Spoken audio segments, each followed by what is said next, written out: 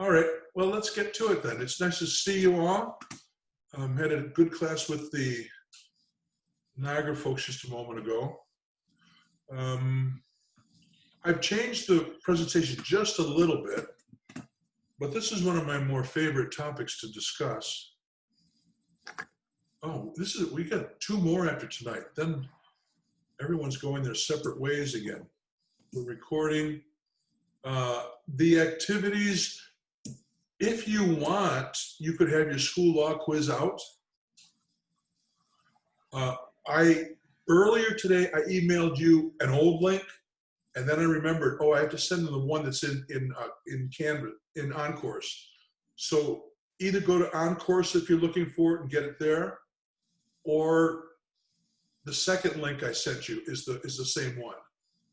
You don't have to, but you can knock that off tonight as we go through, because the questions in there were designed to hold you accountable to watch the PowerPoints.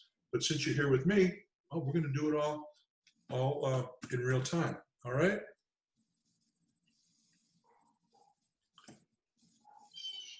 Oh, and you're already starting with the legal issues, which are interesting, by the way, the legal issues. 2 of them that came up were similar. The issue about suspending students. Chelsea, the example you gave me, was that student, what was the age of that student? And was he classified? No, he was not classified. All right. Maybe should have. He was a 10th grader when this happened. So of compulsory school age, no, most likely, unless he'd been kept behind. Yeah. Sad situation where kids who are bullied wind up becoming violent in turn. Yeah. It was just interesting the way, like, we've had so many cases like that, kids making threats. I mean, I found Post-it notes in my classroom of kids about guns and whatnot. But that one just, like, there was just something about it that it went on for so long and so weird that I was like, this is definitely illegal. I think DASA, it was a real good law in that it attempted to face head on the root cause of a lot of school violence, which is bullying against kids who are different, who are other. Yeah. Can you describe what you guys are talking about? So in the discussion, we had to give like just an example of times we've seen, like in the schools we've been at, times when school has crossed with the law, or just example of school law coming into play. You'll probably remember the story when I went through it, but we had a student who was, very neglected, terrible home life, came from another state, was living in a car for how many years, just horrible story. And, the kid was bullied all year for years as soon as he got there. And a comment was made, boys were bullying him and saying, like, why don't you just kill yourself? We wish you would kill yourself. And his comment back was, maybe I will, and I'll kill everyone here with me. So to the school, that was a threat against the school, and obviously addressed. But just like somewhere in like that being addressed, then it became like 5 months later, and the kid was still out of school, wasn't being tutored, wasn't doing anything. Lawyers were called, and then all of a sudden the school scrambled and said, we need to get this kid tutored. I was the good old soul that got to tutor him, and smart kid, you know exactly what I'm talking about now. But and it was just weird because, like, we would ask and it would be brought up, and then it turned into like, well, family court, and we can't do anything until family court. No. And honestly, like, almost a year went by and this kid was not being educated. Like, and then he showed up to the earth science regional exam and got a 97%. I am an English teacher and I tutored him in earth science. I don't know a thing. 97%. See, that wasn't necessarily weird. That was illegal, what happened. That's where I was thinking, but didn't know. And I hope you saw the response I gave to you. I kind of wanted to detail with you with what I did and didn't know. But if you are of compulsory school age, you can be kept out of school as a result of a superintendent's hearing. Superintendents, the principal may suspend for 5 days. And then after that, you have to have a superintendent's hearing. Yep, I remember that. You go through the due process, but that has to happen immediately. Because in New York State right now, even if you put a child in the hallways, that's a form of suspension by the teacher, and you can't have any more than 5 of those. Back to the point. So they should have had a hearing immediately. And so on the 6th day, his alternative instruction was provided if they intended to keep him out and then bring him back in. If he had not been of compulsory school age, they still had to have the hearing because you may not deny, remember 14th Amendment? You may not deny, that's why I chose that one, because I was reading that and due process. You've got to give citizens due process. Yeah. Students have it as well. So even if you're going to, and there is no term as expulsion in the law, it's permanent suspension. So you may permanently suspend a child who's of non-compulsory school age, but only as a result of a superintendent's hearing. So what about that phrase like suspended indefinitely? What is that, just until the superintendent hearing? Like I remember hearing. No, the hearing has to take place within 5 days. They may not, as compulsory school age, may not be denied education beyond 5 days. Period. That's it. So those 5 months, they're lucky they didn't have a lawyer take them to court. Well, yeah, that's because that was wrong. And it's inexcusable, frankly. All right. Yeah.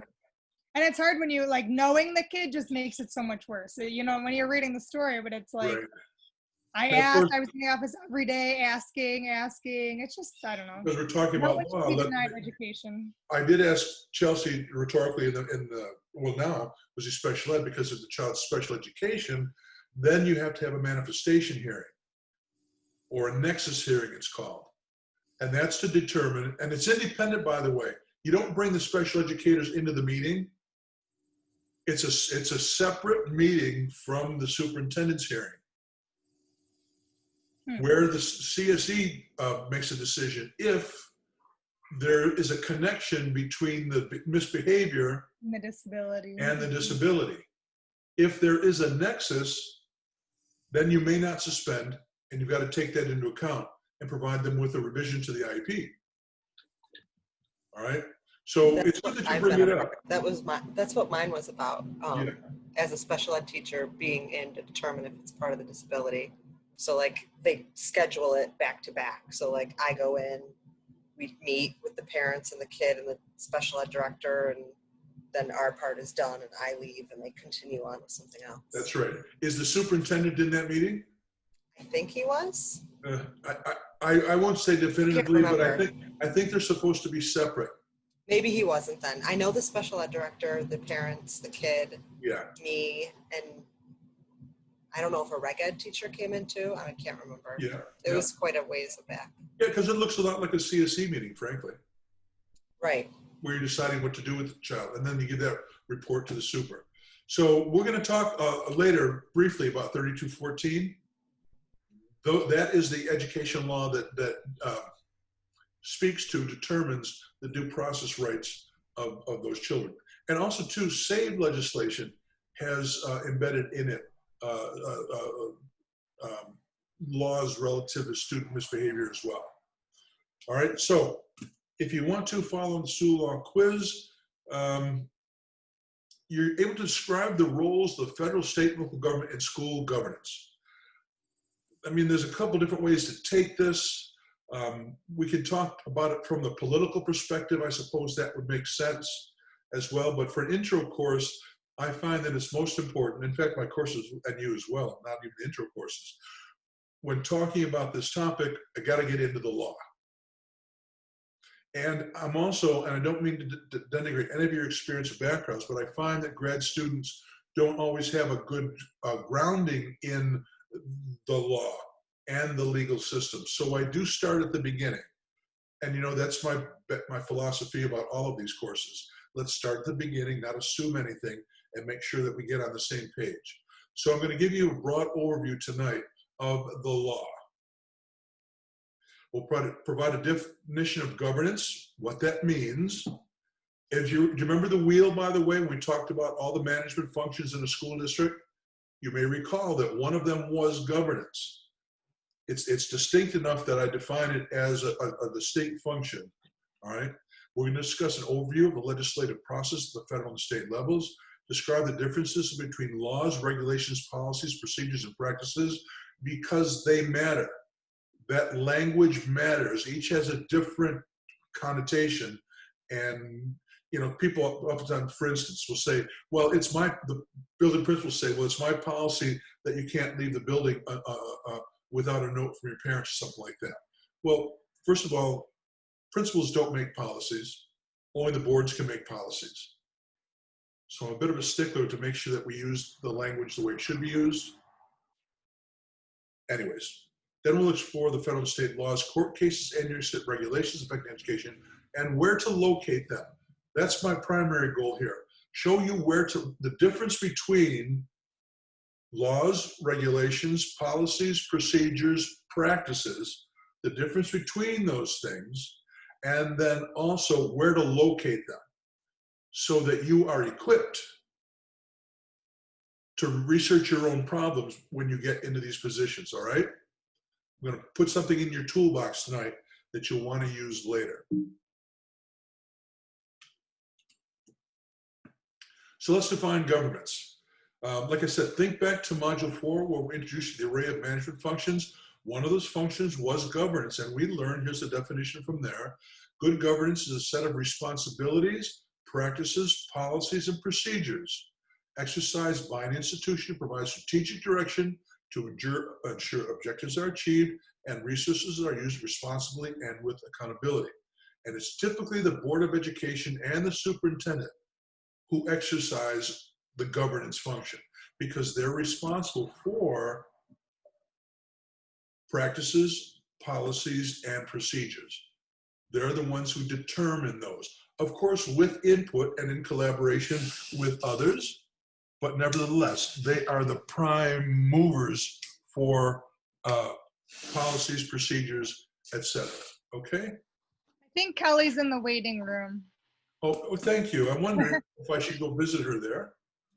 She has bad Wi-Fi. She just texted me and said, let me in. Let me in. Sorry, Ms. Grabowski.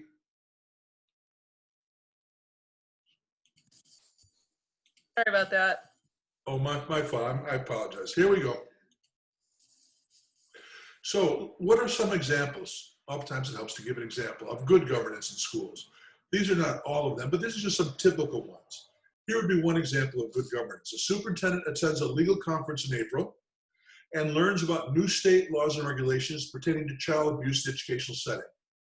It could be learning about new special education laws, maybe a regulation, maybe you're learning about something to do with APPR, anything like that. But that oftentimes happens. The super goes to a meeting and learns about something new that's going to take place.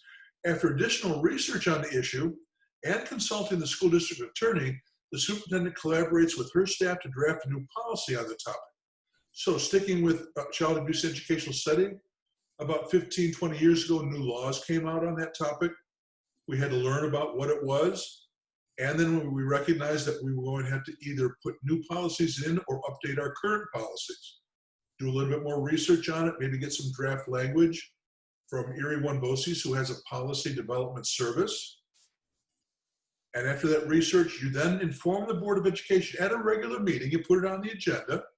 It's a discussion topic about the changes, and the board president agrees to place this topic on the agenda. So you put on the agenda just to introduce it, and then the board president and the others say, yeah, this is good. Let's get the board policy committee together. And so he agrees to put it on the agenda. Not all your boards have board committees, but many boards do. And a policy committee made up of a minority of the board members, never a majority, all right? Never a quorum, all right? But they would be on the committee. Oh, Kelly wants to get back into the meeting. Are you 289, Kelly? Yeah, but I'm here now. Yeah, okay, it just dinged. All right, so after following its policy, because there is a policy on how to develop policies, that's true, you'll find it, I think it's 14, in the 1410s in your policy handbook, it tells you how to develop policies. You follow that policy, you just don't wing it, but you go to your policy handbook, you do what the policy says you're gonna do. The new policies are to be developed and approved. The board eventually approves the new policy in June. Good. We're almost all the way there. Super learned of something new, inform the board. Board agreed it was important, decided that you had to go through the policy development procedure. You did, a policy was created, good, everything's copacetic, right? Finally, the superintendent works to assure that the new policy makes it into the new employee handbook and becomes a topic for discussion during the opening day superintendent's conference day in September. And then finally, administrators endeavor to enforce the policy. So it just, the governance system or protocols and procedures are in place. Everyone's doing what they're supposed to be doing. Superintendent's educating herself, informing the board. Board is acting responsibly and saying, yes, we need new policies. They get approved. Superintendent recognizes he needs to communicate those to the staff, if they're appropriate, of course. Communicate those to the staff, makes it in the handbook, superintendent's conference day, and then the principals hold people accountable all through the process. That's an example of good governance. And it happens all the time because in our business, our laws and regulations in particular are constantly changing. And in many cases, they do require policy changes at the local level. Okay? I think I have another example for you as well. Well, here's what does not happen. The superintendent doesn't sit on the information or move forward without communicating to the board the need for policy change. She follows established protocols and communicating with the board. In turn, the board follows its own policies, then prescribes how new policies are developed, et cetera, et cetera. All right, so that would be an example of good governance. Everybody doing their respective jobs to the best of their ability. Here's another example. In this case, the district has a policy that addresses the steps a parent must take in order to challenge a textbook be used in 11th grade English.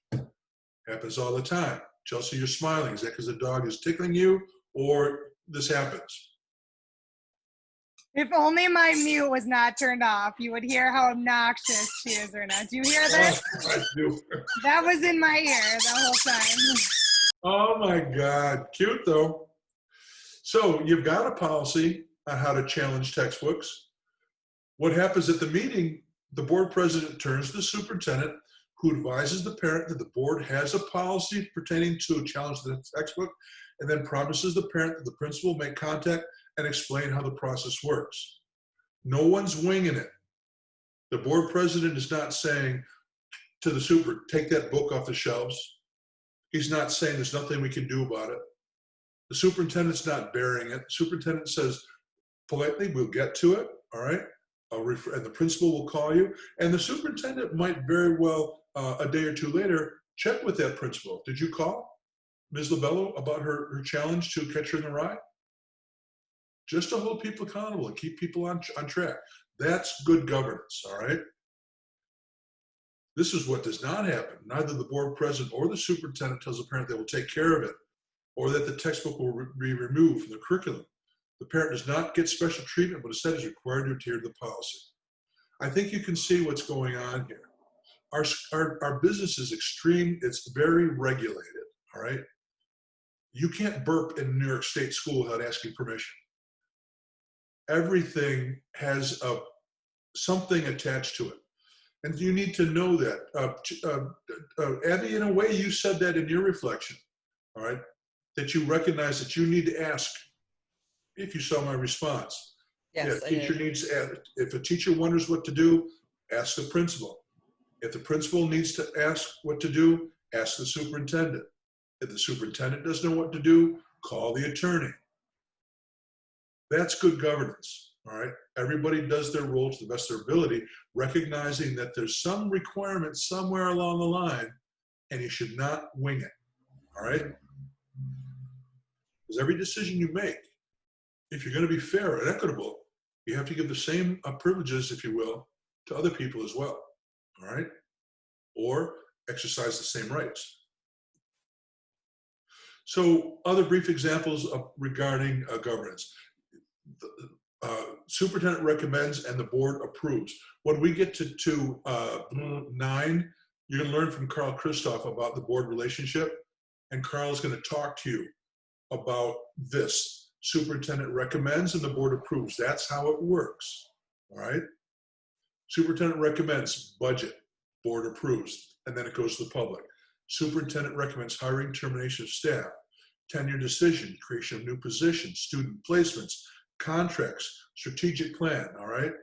Superintendent recommends, the board approves. The board approves primarily, you look at any of these things, because there is a dollar amount attached to it. So always when there's something financially attached to it, the board approves. Now I'll tell you later about laws that delineate the board's authority and the super's authority. I won't go into detail, but I'll show you where to find it. So those are just examples of good governance. This requires recognition that only the board can create policy, and the board adheres to and constantly updates the policies. There's a clear chain of command. The superintendent works for and is accountable to the board. Everyone else, except for the district clerk and treasurer, works for the super. Anyone can explain to me, remember the lesson earlier, we talked about this when we had the organizational charts? Why do I say the superintendent works for the board and everyone else, except for the clerk and the treasurer, works for the superintendent? This is by law. Why did the district clerk and the treasurer not work for the superintendent? So that there's nothing shady going on. Good way of putting it in simple terms, exactly. Checks and balances, internal controls. The clerk reports to the, well, actually, Abby, if you think about it, on a day-to-day basis, the district clerk and the treasurer report to the superintendent and the school business official in practical sense. Right. The treasurer, Dan Pecos, who's the treasurer? Is Dan the treasurer too? It wouldn't be good if he is. No, we have another lady named Nadine, I'm pretty sure. Exactly, internal controls. So Yep, she right. takes direction from Dan, but Dan and the board know that if there's anything shady going on, she does not have to go to Dan or the super. She can jump over their heads, Right. because she reports to the board. Right. But recognize, everyone works for the superintendent, and the superintendent works for the board. When that starts to get mucked up, that's when the district starts to take a death spiral. When that starts to get messed up right there. A board oversteps its bounds, starts to micromanage. A superintendent starts to create a leadership vacuum. People start to go to the board rather than the super. That's problematic. What else you need? Trust and a communication between the Board of Education and superintendent to make good governance work. Now that we've worked understanding, we want to describe the roles of the federal, state, local government, school governments. All right. We talked about that. In a highly bureaucratic, structured organization, as I said, there's some policy, procedure, or practice someplace, somewhere, that you have to pay attention to. All right, I want to make sure we understand the legislative process, or how laws are made in the USA and New York State. Again, I apologize. I recognize this might be rudimentary, might be a good review, but I need to place this all in the context, all right, so that we have a common understanding of what this all means. Truth is that everyone has a working knowledge of the legislative process, but as an aspiring principal superintendent, this knowledge is essential to your future success. Meaning, if you mess up things like laws, adherence to laws and regulations, you're jeopardizing your future in your school district. Because sometimes the consequences can be dire for other people and then you. All right, so federal to state legal hierarchy. Let's start at the most basic level. You know that we have the US Constitution, right? And the Constitution also has within it the original 10 Bill of Rights. We'll look at them in a moment. And 27 more were added between 1798 and 1992, all right? Including women's right to vote. What a concept. What's it, 1924? Women were given the right to vote? Jeez. Anyways, and that the Constitution is the foundation for our federal laws. Some of the common federal laws we're familiar with is Every Student Succeeds Act, previously known as No Child Left Behind, previously known as ESEA, Elementary Secondary Education Act, all right? You're all familiar with IDEA, all right? Individual Disability Education Act. You know about Section 504 and ADA, all right? You know about Family Education Rights and Privacy Act, FERPA. I'm not going to go over. You need to look these up, all right, if you don't know them. There's something called PRA, Protection of Pupil Rights Amendment, and HIPAA, Health Insurance Portability and Accountability Act. These are federal laws that govern education, all right? common federal laws that govern education. Now, of course, state laws can be independent, but they tend to follow suit. They certainly are subsumed under federal law, and that's the sequence. But let's not forget that we have court cases also. And court cases in a three-party system like we have, legislature, executive branch, and judicial branch. What's the job of the court in respect to laws? What do the courts do? What's the verb for what? Actually, what's the verb for all three? What does the legislature do? What does the executive do? And what does the judiciary do? Some verb laws. I was going to say the judiciary enforces. No. This is why we do this, by the way, Abby. This is okay. You're reinforcing my lesson plan. It's all right. That's why we go to school. What, legislative creates? Legislative creates the laws. Good. Okay. Go ahead, somebody else.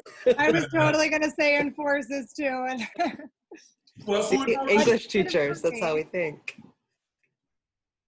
judicial ensures they're followed. No, that's the same thing as enforces. I don't know. this is why we do this. What else? Is executive approves? No, Is that like the, oh, no, that's well, the president has to sign right, he the final bill, approves or but vetoes? that's part of the legislative process. All right. Oh, okay. So the I was thinking of the legislature creates the laws. The executive branch, the president, enforces the laws, and the judicial branch interprets the laws. All very important, Okay. right? In your future roles. All right. So we got to get that down. Repeat it again to me, Kelly. Who does what? All three. Kelly, go.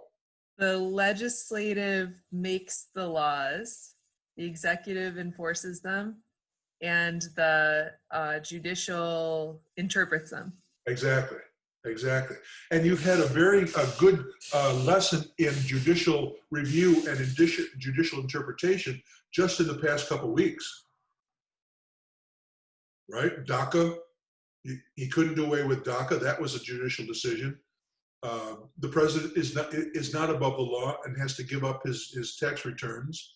Oklahoma, half of Oklahoma is now Indian territory. All right, some very big, an abortion case in the States was overturned and ruled, I think in Texas, and ruled unconstitutional. Very active court in the past 3 weeks, interpreting the laws. All right, is this law constitutional or not? All right. Here are the Bill of Rights. I circled here the ones that matter to us in schools. The first of the 10 Bill of Rights, freedom of speech. Children do not abandon their free speech rights at the schoolhouse door. Tinker case. Students have free speech right in schools as long as it's not disruptive, but they have the right. Fourth Amendment, arrests and searches. Reasonable suspicion versus probable cause. The law has to have probable cause to go through your personal belongings. Probable cause. It's probable that this is wrong. In schools, we just have to have a reasonable suspicion. All right, and we just said 3214. Due process. Wait a minute. I'm sorry, 14 is the due process. Stay with this. Arrests and searches. If you're going to want to search a student, you can only do it under certain circumstances, all right? But we still have much more broad latitude than does law enforcement. The 10th, powers kept by the states or the people. Well, the fact that states fund public schools comes from the 10th Amendment, all right? And then we have due process, the 14th Amendment. Brown versus Board of Education, example of enacting the 14th Amendment. Education Law 3214, defining how we suspend students, part of due process, all right? So these are constitutional amendments, 4 of them out of the 11 that still matter very much to what we do. All right, just mention that. Oh. So if you want to know more about ESSA, I'll tell you quickly, this is where the title grants come from. Recently, when the President and Secretary DeVos said that they were going to withhold funding from public schools that did not open up, this is one source of federal funding, ESSA. It's not a lot of money, and it's probably a lot more bluster than it is anything else, because the Congress determines where the money is going to go, not the President. That's why he got impeached, if you recall, telling that he can't decide what goes to Ukraine and what doesn't. IDEA money also comes from the federal government. That could be withheld, and so could money for the federal lunch program. But I can't imagine him doing that, even him, taking money away from schools at this time. But these are the title grants under ESSA. We're still talking about federal laws, all right? Now, we need to at least venture into court cases so that you recognize how they affect our work, all right? Because the Congress makes laws, the President enforces them, but periodically they have to be tested to see if they're actually constitutional, all right? Here's New Jersey versus TLO. This is, and there's many cases, all right? This is one case that determined that reasonable suspicion versus probable cause was the standard. As the student was caught smoking cigarettes, she was confronted by the school vice principal, who forced her to hand over her purse.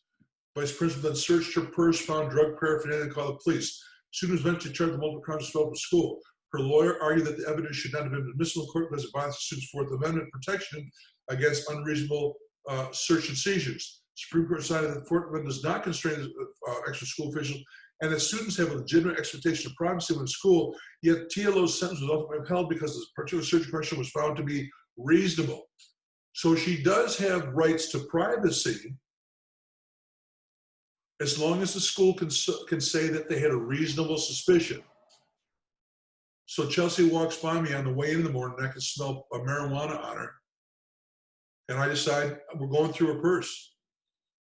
And we're going to go through, and we're going to pat her down too. Have the school nurse do that. All right, reasonable suspicion, that would hold up. Reasonable suspicion versus probable cause. Probable cause applies to law enforcement. It's a much higher standard. It's argued in the TLO case, all right? The United States versus Lopez, Gun-Free Schools Act zone, prohibited the possession of firearms in designated school zones. They explained that the possession of a gun does not have a substantial effect on interstate commerce, that these sorts of regulations could only be passed by state governments. Did I ever tell you about the time when I was in my first year as an intern? No, I think it was the second year as a principal, and the father came into my office wanting to talk about his son, who I had recently disciplined. And he walked in my office and took out his .357 Magnum, which is a very large pistol, put it on the desk between us. This is like 1984. And said, okay, let's talk. Yeah, I know. Close your mouth, Abby. You're going to catch flies. I know. That's crazy. In light of today's circumstances, sounds crazy. But back in '84, I wasn't going to let him see me sweat. So we talked. I don't know what I do. I don't know what I would do today. Would I pick up the phone? I don't know what I would do. That's what I was trying to picture. Like, what would I do if that happened to me? Yeah. On another instance, I won't go into detail, but there's a story about the superintendent along the Hudson River who got mad at him for sending out a memo having to do with SARS virus or something. The guy blasted into his office with a shotgun and held him there for like 3 hours.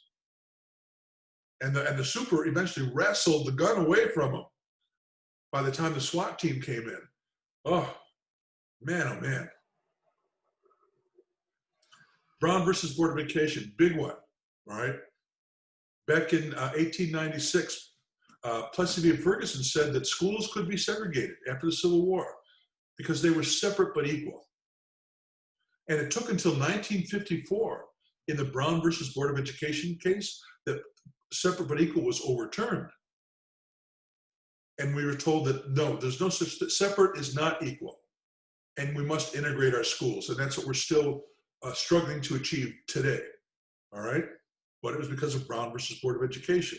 So I'm going through it quickly because of the time. So you get an idea here, all right, as to how these court cases play into our schools. Tinker versus Des Moines is a big one.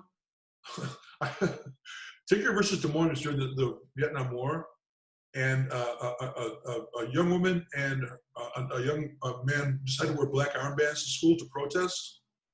They didn't disrupt the school, they just wore the black armbands. School principal suspended them. They sued and they won.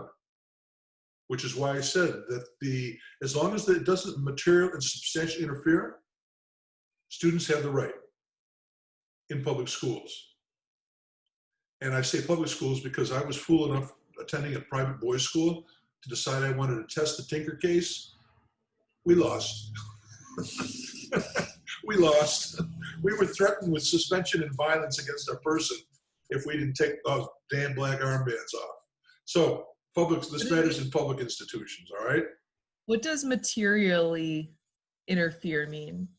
Meaning it's real. You can't just say, well, they interfered. It's something you have to prove it, all right? That there was some disruption. Students, it got so bad that students couldn't pass in the hallways. It got so bad that teachers and students were fighting amongst each other. Students were fighting amongst each other, all right?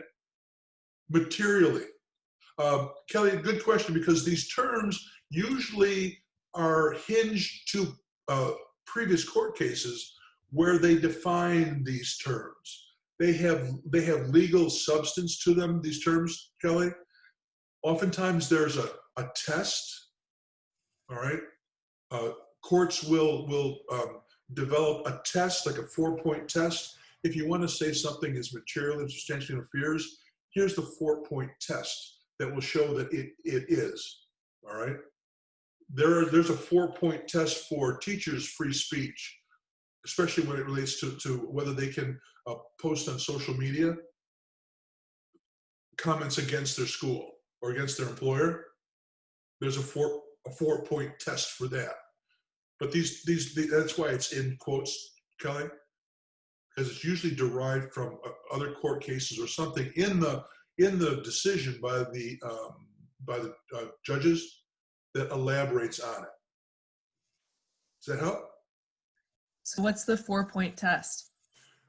Oh, look at it trying to tease me out. Well, back to teachers. I tell you what. Take 616. I go into detail at 616. It has to be. I can think of a couple of them. The opinion has to be something that's of public concern. All right. The second one is it can't substantially interfere with the operation of the school. And I can't remember the third and the fourth one, but there's at least 2 of them. All right. But stay with the program. I go into detail.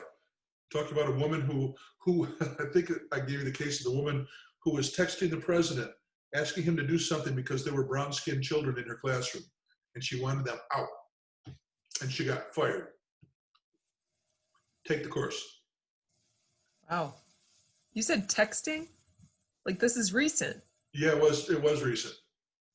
Yeah. All right. So Supreme Court cases also matter to governance in our schools. It gets kind of complicated when you think of all of it, all right? Now we need to move from the federal to the state to the local district. And I need to give you a hierarchy here as well. A little bit more complicated because we're in New York, all right? So if you go back, I kind of ended this one, all right? At the state laws, let's take off from there, here. So we have state laws in New York State. Now, of interest to superintendents would be all of these: civil service law, education law, general municipal law, labor law, real property tax law, retirement and social security law, and workers' compensation law. I won't get into the details.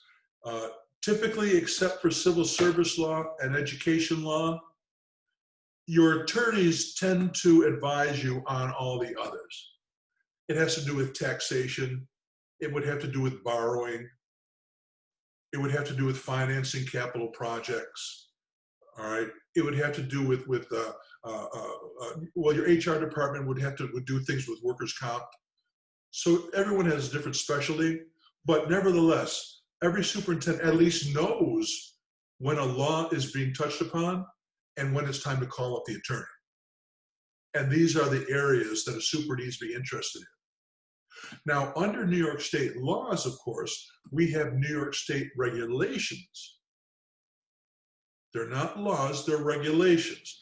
We have the Commissioner's Regulation Part 100, which define things like the requirements for K through 12 education, all right, courses students have to take, the hours they have to take them, et cetera, et cetera. Talks about homeschooling, a number of different things. So there's the Part 100 regulations, which relate primarily to regular education.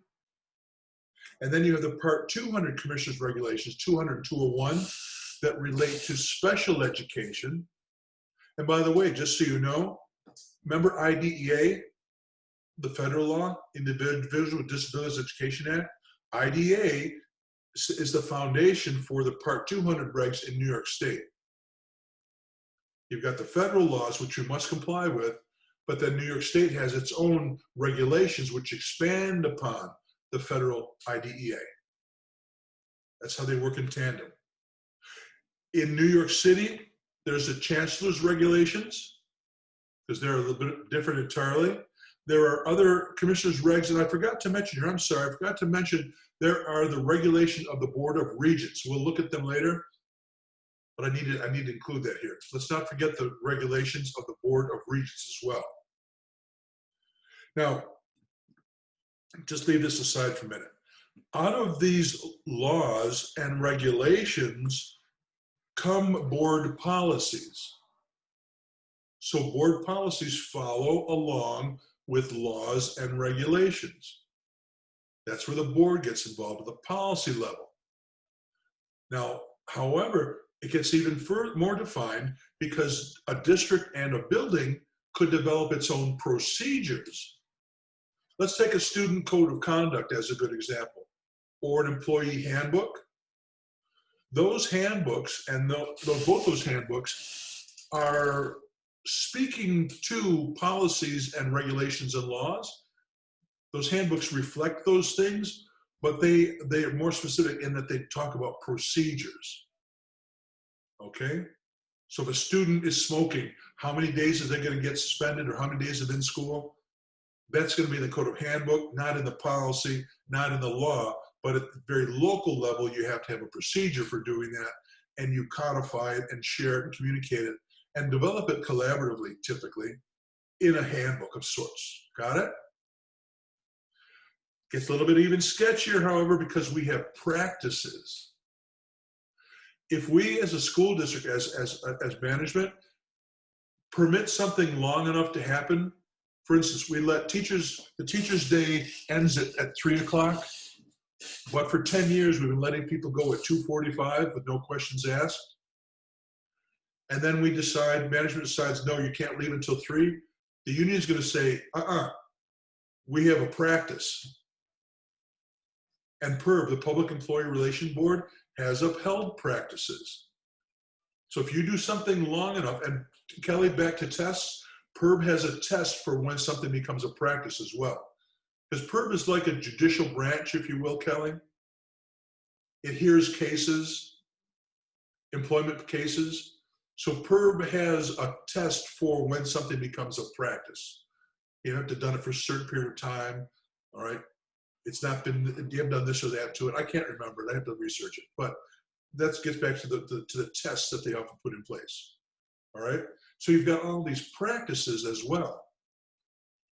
And Mike Munley taught me years ago that it is possible, PERB did hear a case where it is possible for management to overturn a practice, but you have to go through a specific set of protocols to make that happen. Otherwise, your practice is as good as written union contract language. Now, just as an example, I wanted to pull out this, the Taylor Law. Taylor Law is part of civil service law. Notice that we keep getting more discrete. The headings keep getting more discrete, breaking down this into subcategories. Taylor Law defines everything having to do with collective bargaining, union negotiations. It's buried within civil service law. And I'll show you a little bit more about that. So quickly, we have the US Constitution, we have federal laws, we have state laws, we have New York State regulations, we have board policies, we have district and building level procedures, and we also have past practices. All right? It gets complicated. I know that from your reflections that a lot of you are getting nervous about how big the job is. Please don't worry about that, because everyone learns in due time. And here's the good thing, you're getting a head start, because I'm showing you what you need to know, which frankly, in my experience, didn't happen when I went to graduate school, and I hope you're better off as a result. We're not going to do this. Take it to your district of choice. Forget about that. Just quickly, the Taylor Law. Here's PERB, the Public Employee Relation Board, because it has all to do with labor management relations. Naturally, you're going to find the Taylor Law in there. And just quickly, look at what the Taylor Law is.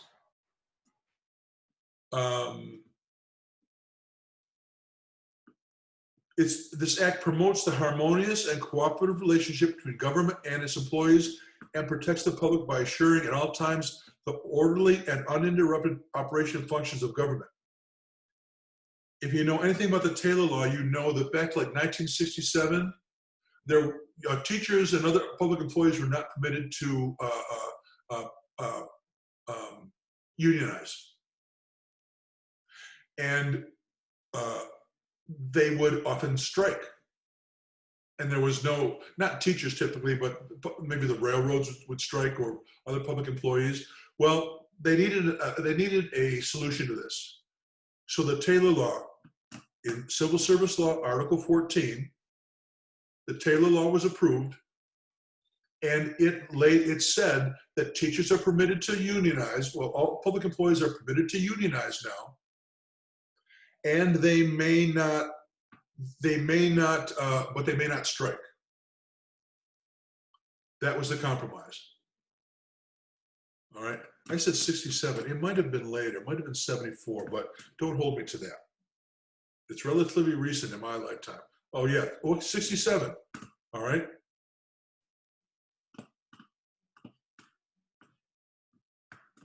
So you've got that.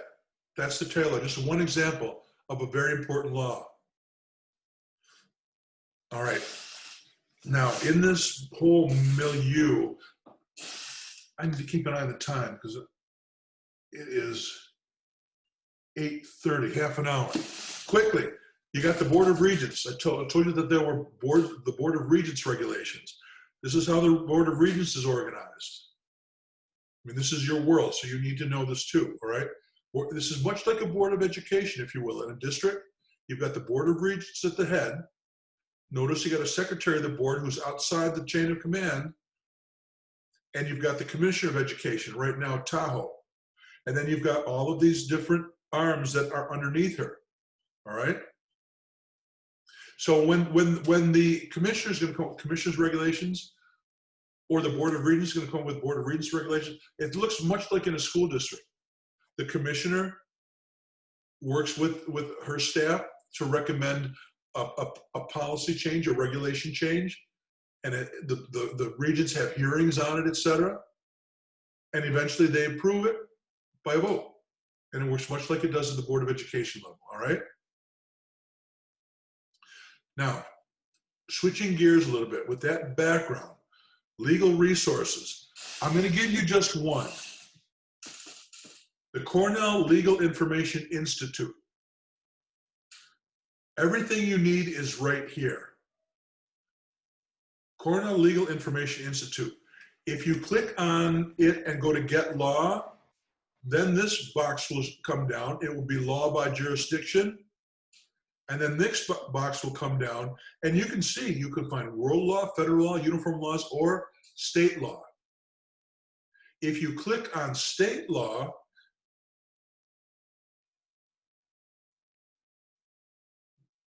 darn it. Okay, I did fix it. I just didn't delete the slides.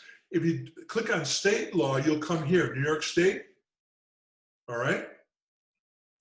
And you'll have the New York State, where is it? Where is it?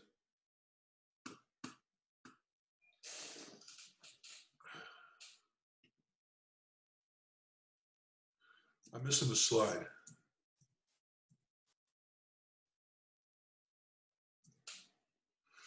Damn it. You'll be able to follow your nose. I'm sorry. I messed up a slide here. I just want you to see states just something.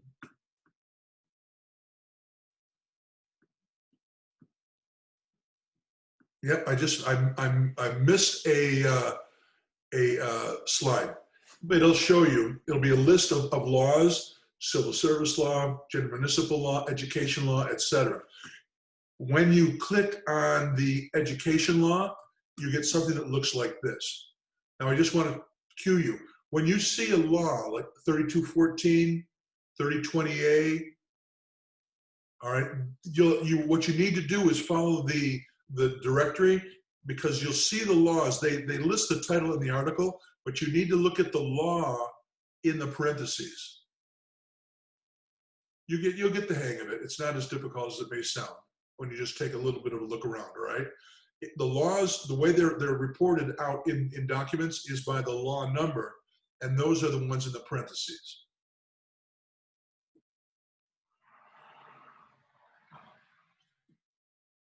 I also wanted you to notice when you go to New York State page, you'll find the codes, rules, and regulations. And that's good, because when you go there, you'll wind up here, because Cornell doesn't have a direct link to the regulations. They take you to Westlaw, this here, and you go here, New York State Codes, Rules, and Regulations. If you click there, that then will take you to Westlaw, and there you'll find the regulations. And if we were to click on education, we're going to find the rules of the Board of Regents and the rules, regulations of the Commissioner.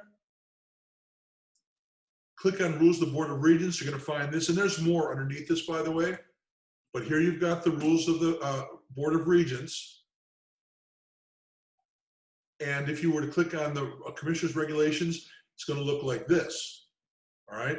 And here you see elementary and secondary ed. You click on it, and you're going to find the Part 100s and the Part 200s. So it can take a little bit of navigating around to become comfortable with it, but trust me, the Cornell Legal Institute is your one-stop shopping.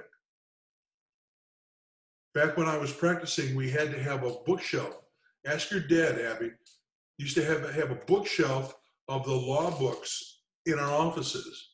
And it was filled also with, every year you got an appendix, not appendix, but an addendum. So your bookshelf was filled with all kinds of loose leaf addendum that had to be put in there. I mean, you've got it made. It's so much easier. It's all right here. And it was very expensive as well. It's an entire legal library at your fingertips. Bookmark it. You'll need it. If perchance you wind up in New York City, you can find the Chancellor's regulations here as well. There's 4 volumes. All right. Student-related issues, school-based budgeting, employee issues, and parent and community involvement. These are the New York State Chancellor's regulations. All right. Now, we're in good shape. 8:28. He might even get out of here early. Most oftentimes used laws and regulations in New York State. These are the ones that I find that you need to be, if nothing else, you need to know what they are about and where to go find them when you're practicing. Not, all right, when you're practicing. And by the way, I hope you're doing all right with the quiz as we go along. Getting some of the answers, I hope. All right. These are some of the ones that you should be familiar with. Where to find them, yes, and that they exist, and that they're going to govern your behavior and action. Now, I already talked to you about IDEA, the federal legislation that defines special education, all right, and then the Part 200 and 201 of the Commissioner's Regulation. I tell you what, if we do end a little early, we'll take a quick tour into Cornell before 9 o'clock. You'll also need to know what the Part 100 regulations are. Those are Commissioner's Regulations. You should at least be familiar with them. By the way, if you need to, you could always just go to nysd.gov, the state ed site, and type in Part 100 regs, and they'll give you a link to it as well. So there's always more than one way to find something, all right? I told you about the Taylor Law that's embedded in civil service law. You need to know about that. Section 75 in the civil service law, because Section 75 defines the due process rights for civil service employees, as opposed to Ed Law 3020A, which defines the due process rights for certificated employees. So Section 75 is the due process for civil service employees. Ed Law 3020A, actually 3020, A, B, and C, have to do with due process for certificated employees. Part 30 of the rules of the Board of Regents, those define tenure and APPR. That's where you'll find the specifics about awarding tenure and APPR. All right. Ed Law 3214, that defines the student's right to due process. When you have students who you're thinking about suspending or disciplining them, that's in 3214, their due process rights. There's Part 83 of the Commissioner's Regulations. Very important regulation. If a superintendent even suspects a certificated employee being of immoral character, just even suspects, you have an affirmative responsibility to report it. You don't have to investigate it. You just have to report it. The reason that happened is because probably about 25 years ago, 20 years ago, a superintendent from New York State left New York State after molesting children, went down to Florida, got another job. It was called a silent resignation, and abused children in Florida. And so New York State came away with laws that now said no such things as silent resignations. If you know someone's even suspected of immoral character, you need to report them. Otherwise, you can lose your certificate. So Part 83 is pretty darn important. The nice thing is if you report it to the state ed, your hands are kind of washed on it. Then it's their job. When was that one? What's that, Kelly? When did that, which one was that? That was 83? No, it's called Part 83.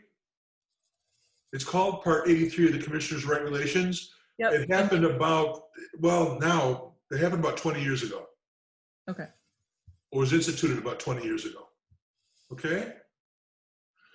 Of course, you're all probably familiar with DASA, Dignity for All Students Act. That's a law, okay? You may know SAVE, Student Safety, all right, and Violence, Schools Against Violence in Education. That's a state law too. There's a lot embedded there that is incumbent upon schools to follow through with. You need to know what that's about. This one is important, Ed Law 1128, Child Abuse in the Educational Setting. Remember, I use it in the example of good governance. Okay, Educational 1128. You need to know about ADA, American with Disabilities Act, and 504, because that applies both to your students, and for principals need to know that, and superintendent needs to know that because it may apply to your staff and their needs for accommodations. All right? And earlier I said I would point to you about the education law that defined how school districts are organized and where they got their power and authority. Did you ever wonder why you're called a central school district or a city school district or a union-free school district? Do you ever wonder why school districts have those titles? Well, there's a reason for it, and it's described in Ed Law Title I. So it gets a little complicated because it starts, I think, with union-free schools, like East Aurora Union-Free School District. All right. I think Cheektowaga might be union-free as well. The law, Title I, outlines what their rights and responsibilities are. And then for central school districts, it will say all the rules and regulations all the rights and responsibilities that are afforded in Title 1A, BBB, which is union-free. So it kind of refers back and forth, but you can make sense out of it. That's where we get our names and defines the rights and the responsibilities of boards of education and superintendents. All right. Centralized, union-free, small cities under 125, large cities over 125, not students, population. And there's one more, consolidated, is it? I'm forgetting right now, but that's where you would find that. So you need to know how your district is organized. Certainly there's a lot more, but the ones that most often pop up, this is a list of those that most often pop up. So if you're getting serious about the job, and these are things you need to know about, all right? You need to know that what they are in general terms, that they define your behavior and your actions and where to look for them, or when to get on the phone and call your attorney. Can a building principal call an attorney?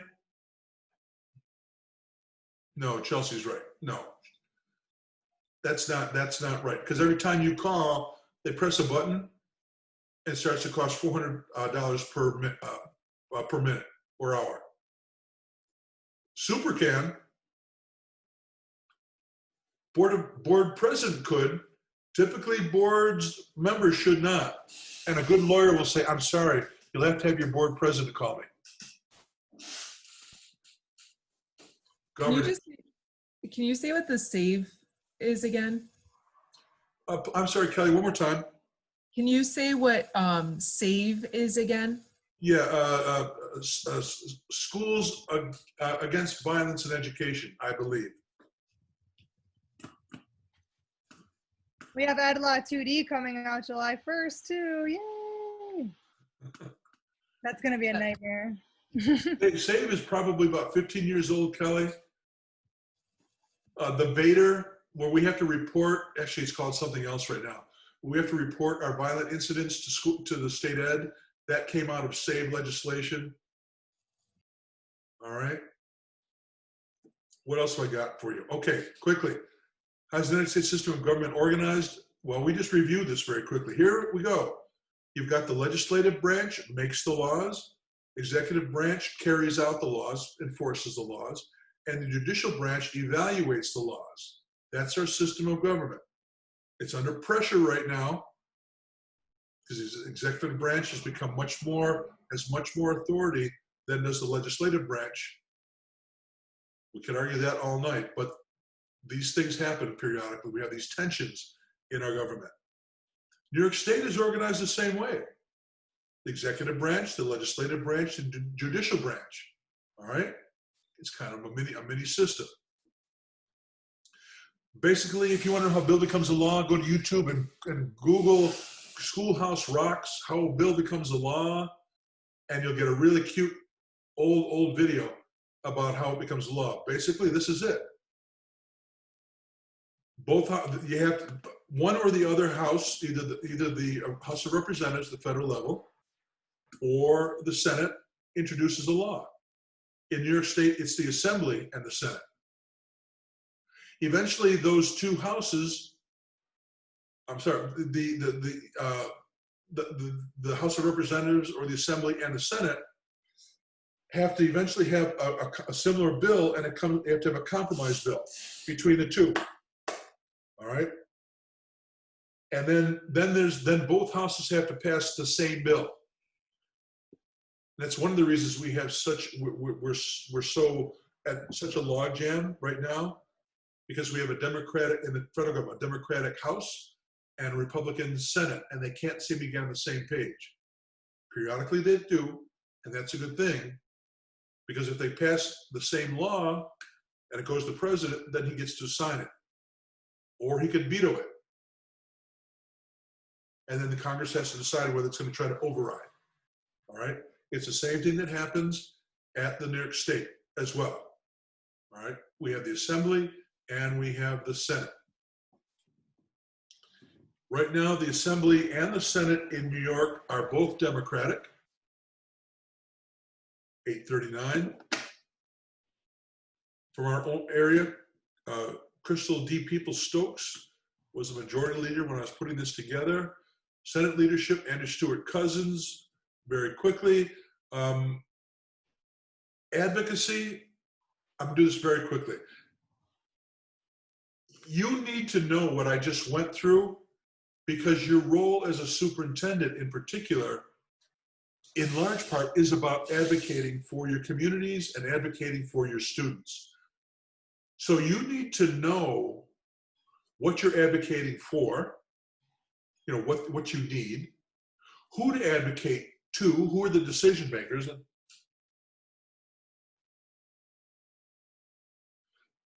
You have to be able to define, articulate the need, be familiar with the particulars of a bill meant to address that need, know who has the decision-making authority, know the timetable for decision-making.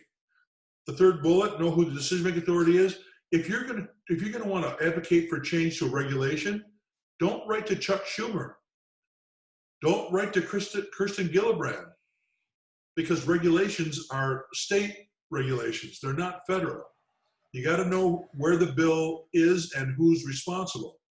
Now, to give you a firsthand look at this, I happened to come across, when looking about school reopening, I went to Hamburg and found a letter, advocacy letter, actually written to the federal government, which is kind of rare.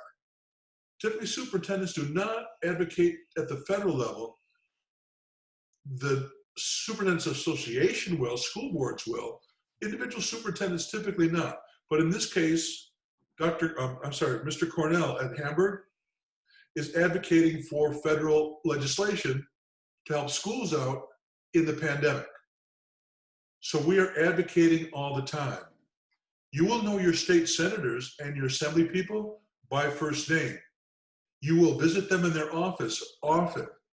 They will come to your school district on a regular basis because they're politicians. You need to know them. You need to know how the system works.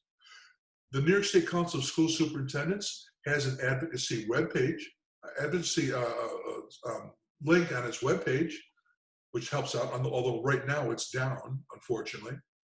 All right, but that's advocacy. You need to know how to determine your state senators. Let me poll you. Do you know your state senator? That's one in your assignment. Who are your state senators? Can any of you tell me your state senator right now?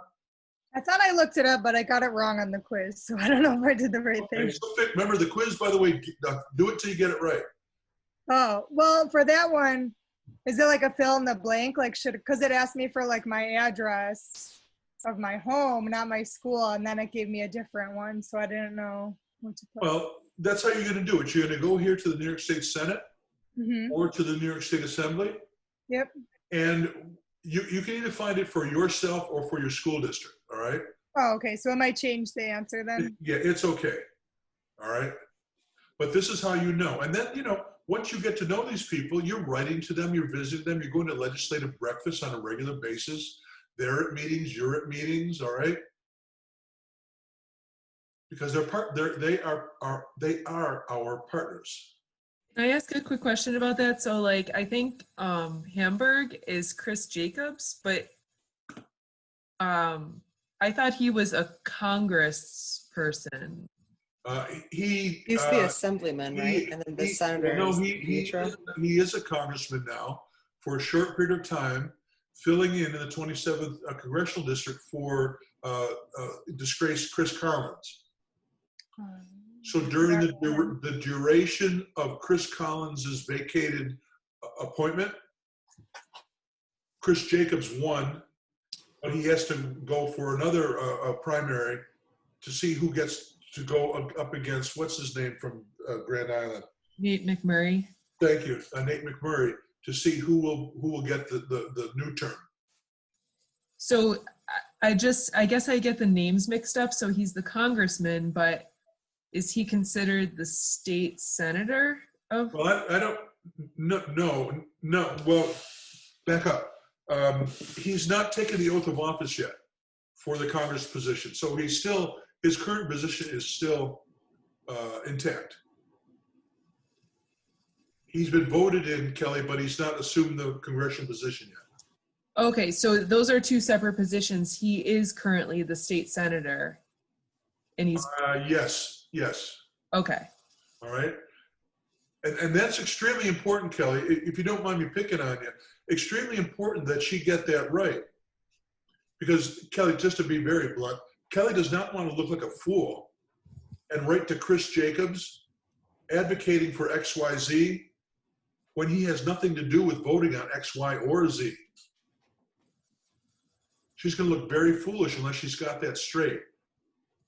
So that's why this lesson, as I say, I believe is extremely important for you to have that background. Make sense, Kelly? All right, look, it's 8:44. Do this with me. Let's go to the Legal Institute, show you a better view as to where to go. So let me open up my browser. Can you still see my screen? Yep. Good. Let me go to Cornell Legal.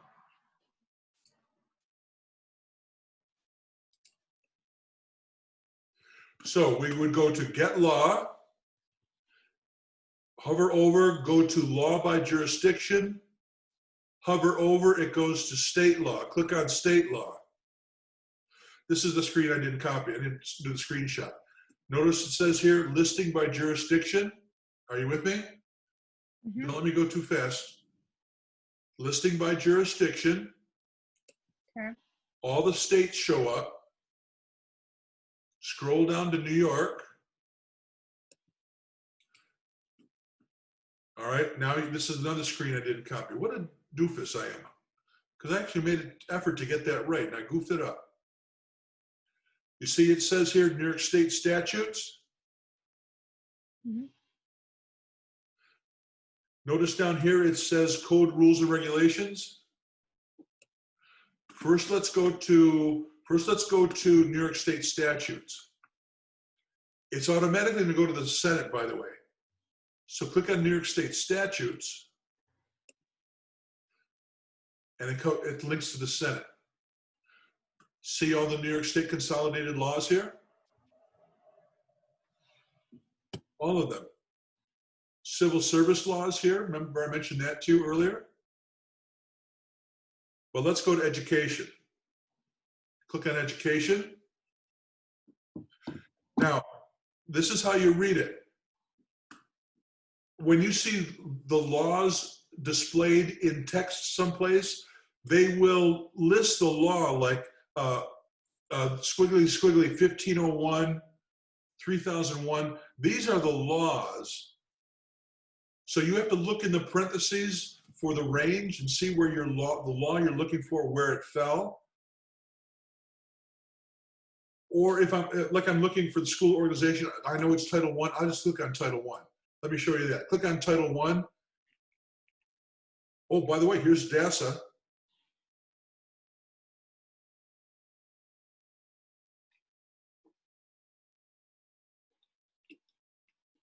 What the heck? I'm confusing myself.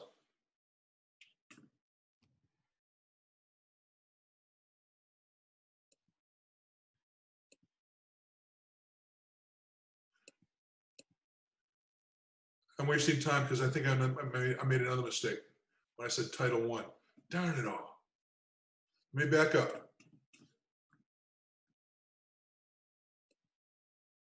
Oh, it's Title II. There it is, School District Organization. There's where we find the organization of schools. All right? Article 53, school districts, Article 31, etc. So that's how we find the laws. If you would just go back with me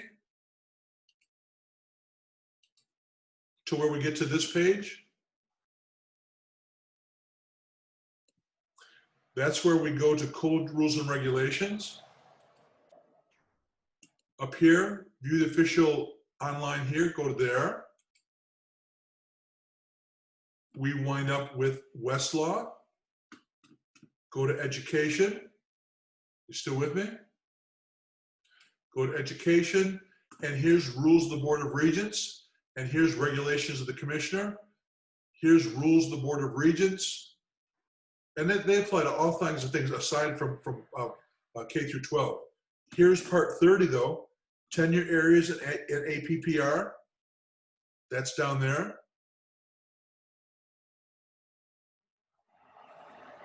Here's the teaching certificates for public school service. If I go back one to education, here's the regulations of the commissioner. Here's elementary and secondary ed. Here's part 100, elementary and secondary education school program. Here's 200. Oh wait, that's not right there. Hang on. We got to back up one to go to handicapped children. There we're going to find 200 and 201. All right. So it's 8:49. I don't need to keep you any longer. Do you think you have a working person's understanding of how to navigate around Cornell now? Just one more minute. Let's say we're looking for 3214, all right? Because you all were asking about student due process.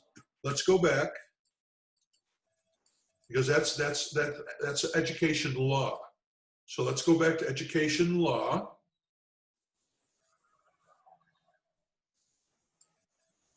What happened?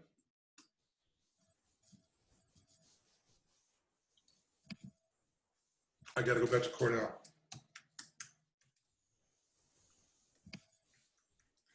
Just give me a minute to get back to where you are. Cornell Legal. Go back to get the law. Law by jurisdiction, state laws. I'm looking up 3214, right? Law by jurisdiction, New York State, New York statutes. It's education law 3214, so I go to education. It's 3214, so I got to find the range. Here's 3001 to 3318. Coincidentally, it's under teachers and pupils. 3214 is within that range. All right. Now I look for the range again, 3214 right in here. Compulsory education and school census. Compulsory ed, 3214. Student placement, suspensions, and transfers. Capiche? Just got to follow your nose, right?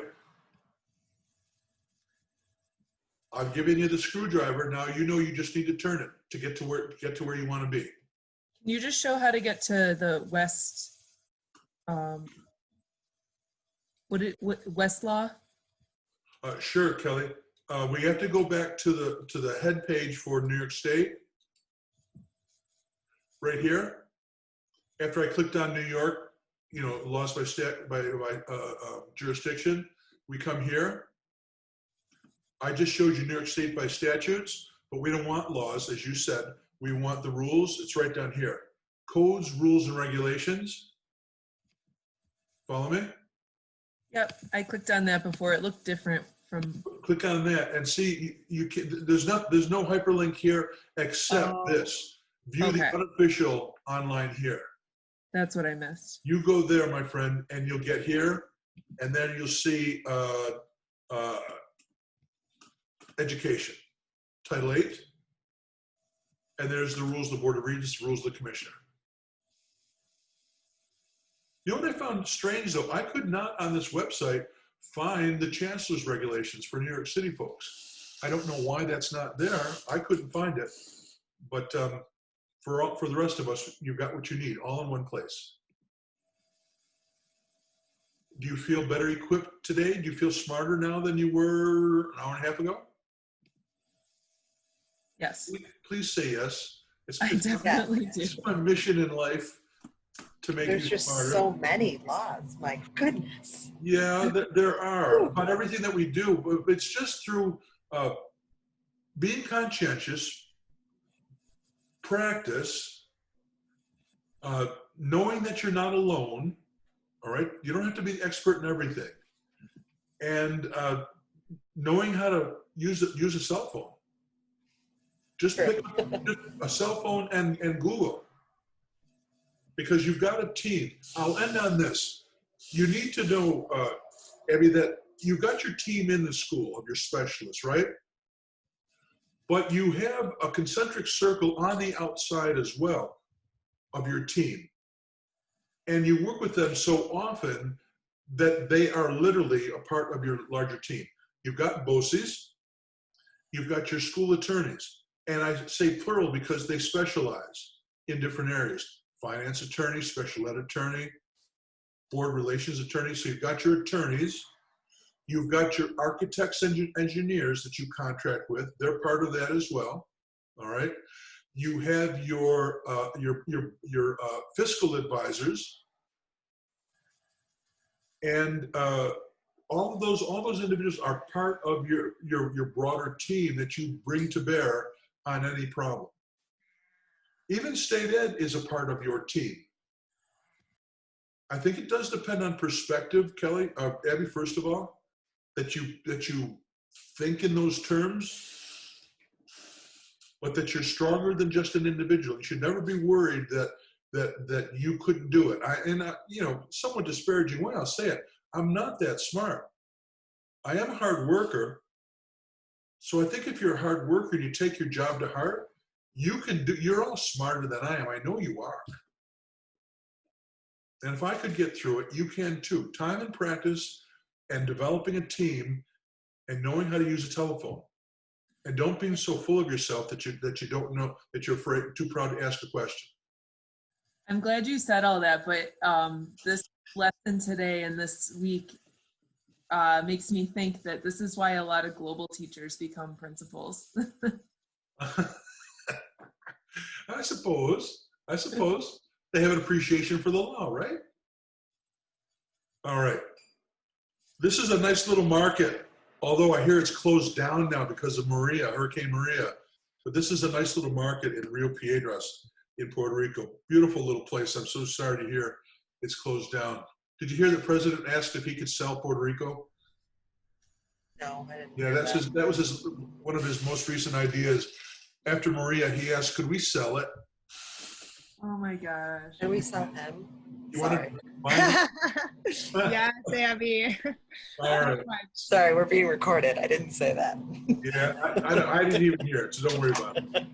All right, it's good to see you all. I want you to have a good week, all right? Thank you for making my day today. I really do appreciate it.